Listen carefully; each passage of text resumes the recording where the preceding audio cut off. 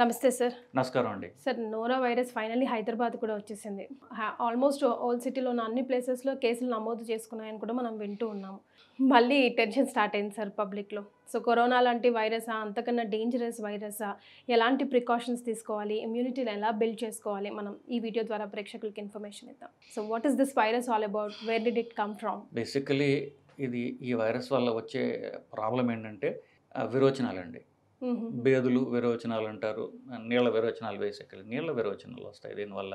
మామూలుగా మనకు వైరస్ అంటేనే ముక్కు ద్వారా, ఇప్పుడు కరోనా తర్వాత అందరికీ తెలిసింది ఏంటంటే దగ్గు, జ్వరము, ఊపిరితిత్తులకు సంబంధించిన వైరస్. అవే కాకుండా కొన్ని పేగుల్ని ఎఫెక్ట్ చేసే వైరస్లు ఉంటాయి. దాంట్లో ఒకటి రోటా వైరస్ అని పిల్లల్లో ఎక్కువగా వస్తూ ఉంటుంది. ఇది పెద్దవాళ్ళల్లో వచ్చేటటువంటి విరోచనాలు కాజ్ చేసేటటువంటి వైరస్. మరి ఇప్పుడు ఎందుకు వచ్చింది అంటే నీళ్ళ ద్వారా వస్తుంది కాబట్టి.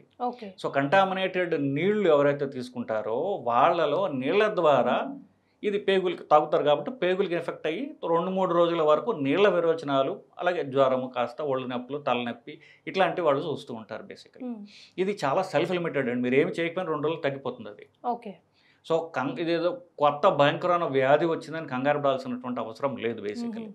సో నీళ్ళ ద్వారా వస్తుంది కాబట్టి వీళ్ళు తీసుకునే నీళ్లు శుద్ధి చేసుకుని తాగడం, కనీసం బాయిల్ అందరూ కొనుక్కోవాల్సిన అవసరం లేదు. మనం తీసుకునే నీళ్లు బాయిల్ చేసుకుని తాగడం, చేతులు శుభ్రంగా ఉంచుకోవడం తాగేటప్పుడు, తినేటప్పుడు. ఎందుకంటే ఎక్కడిపక్కడ మనం చేతులు పెడుతుంటాం కాబట్టి మనం తినే ముందు చేతులు శుభ్రం చేసుకోవడం, సబ్బుతో కడుక్కోవడం, ఇట్లాంటి సింపుల్ హైజీనిక్ మెథడ్స్ తీసుకోవడం ద్వారా ఈ వైరస్ని అవాయిడ్ చేసుకోవచ్చు. సింపుల్.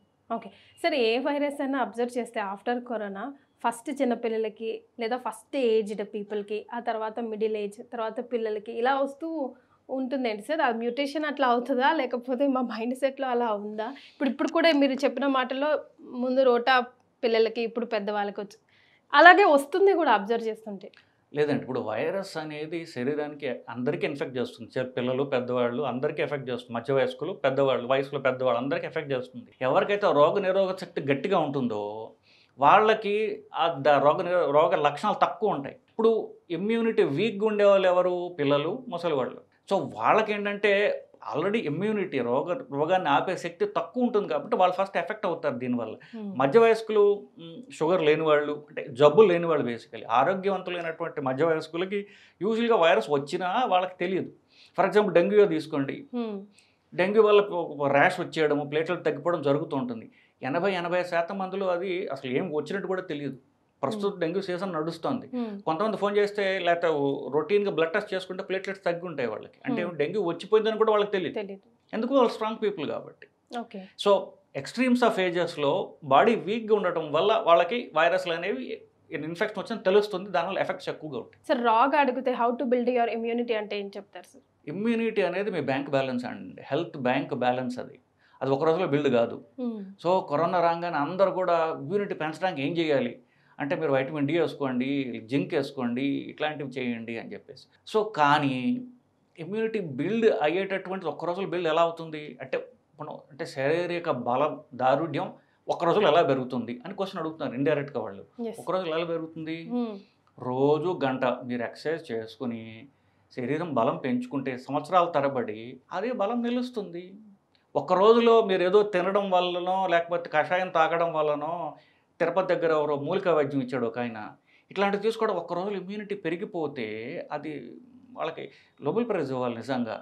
సో అంటే అంత తక్కువ ఖర్చులో అంత ఎక్కువ హెల్త్ ఎఫెక్ట్ చేసినందుకు వాళ్ళు. But it's not possible.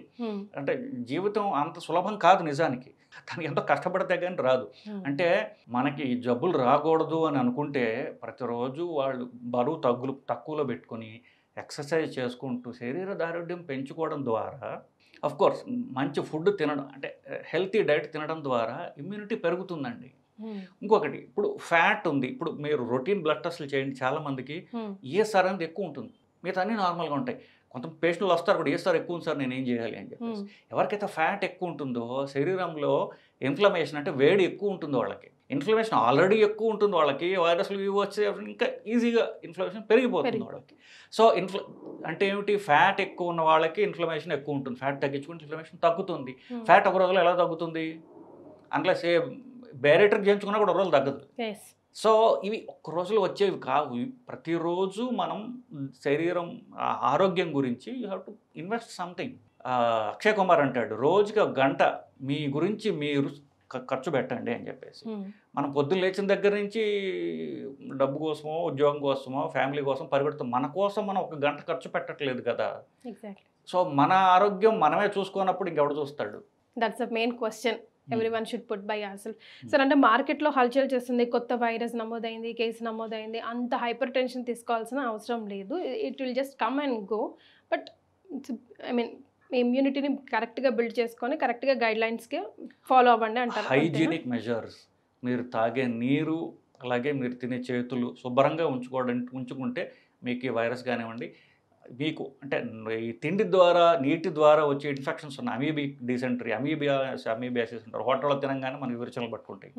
So ప్రయాణాల్లో కూడా తినంగానే విరోచనాలు పట్టుకుంటాయి. అదే అమీబియాసిస్ వల్ల. ఇవన్నీ కూడా వర్షాకాలంలో వచ్చే నీటి ద్వారా వస్తుంది. అంటే నీటి పరిశుభ్రత మెయింటైన్ చేయడం లేదు కాబట్టి.